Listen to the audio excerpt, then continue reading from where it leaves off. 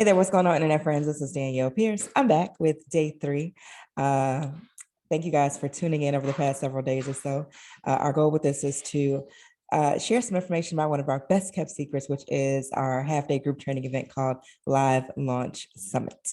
All right. As you can see, I have some new artwork in the background. I have a picture that my daughter painted, and that other thing you see is I think it's a carnival or a city or something. Anywho, I was just explaining that in case you're wondering what that was behind me, because I just noticed it just now as I started doing this video. But as always, come in and say, hey, let me know where you're watching from. If you're brand new to the channel, welcome. If you're a returning subscriber, welcome back. Wherever you're watching this video, we greatly appreciate all likes, subscribe, shares, and comments. So today we're talking about insurance issues to watch out for. And specifically, I'm going to share with you some things that you should not be doing when you're getting your insurance. So with that being said, I'm going to go ahead and hop into this training. So I'm going to make my video a little bit smaller so you guys can read the screen. So here is an issue. It's a screenshot we took from inside of our community. And this is an issue that we see time and time again with people that are looking for insurance. And here her specific question is, hey, I'm having a hard time with non-owned auto insurance. So non-owned auto insurance is a special class of insurance that is required to work with most of the preservation companies.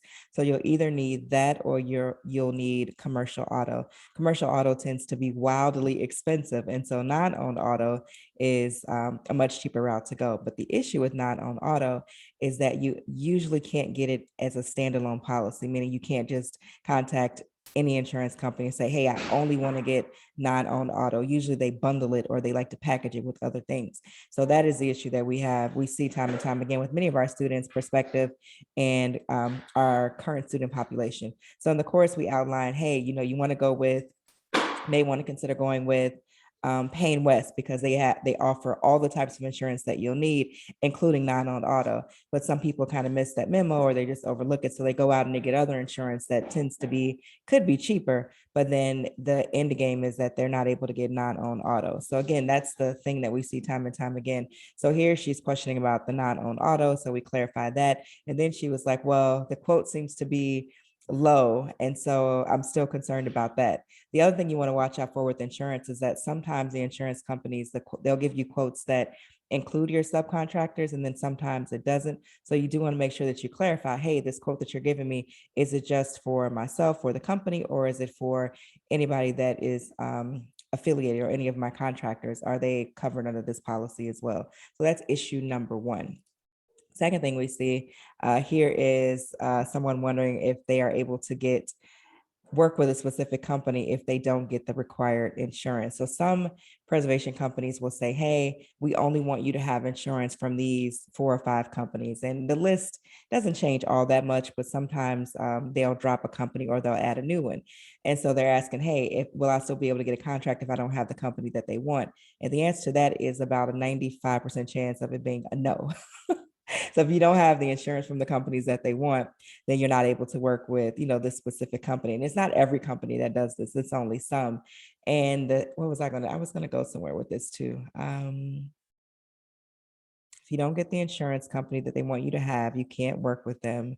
And the reason for that is because preservation insurance is a specialized type of insurance. And so the companies want to make sure that you have the insurance that covers you to do the activities that are part of preservation. So specifically evictions or lock changes or securing.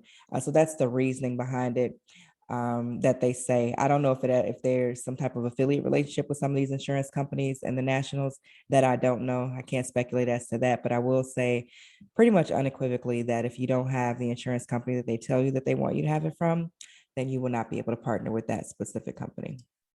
And then last thing, here is someone else. They are basically asking about another company, Cyprex, and they've changed their requirements over the last couple of years where they're asking for all these different, what is it called, modifications to the insurance policy to make sure that you cover specific activities. So here's like inspections, estimates, delinquent borrower interviews, and all these things. So I typically don't like to say anything negative about really any company because you never know who's watching. But what I will say is that I would decline to get this type of specialized coverage to work with this particular company. once you start modifying insurance policies, it tends to get pretty pricey.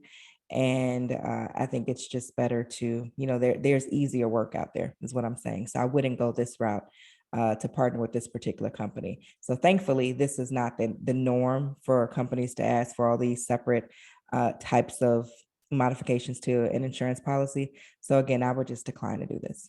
All right. So that is what I wanted to share with you guys about insurance. Hopefully you guys found that to be very helpful, because again, we see those same issues time and time and time again. Now, tomorrow, day 4, we're talking about specifically website creation. We do not want you to spend thousands of dollars on your website. As a matter of fact, we want you to spend ideally like less than $200 or $300. So we're talking about website design. Check your email for an invitation if you're on our email list. And be sure to catch up on the prior days training videos. So today we covered insurance. Yesterday it was mistakes to watch out for when registering your business. Want to make sure you're not paying for your DUNS and your tax ID number and things like that. So just go back and watch the prior days videos. And again, be sure to come back here tomorrow night, same time, same place, to catch this training video that we're going to be doing about website creation.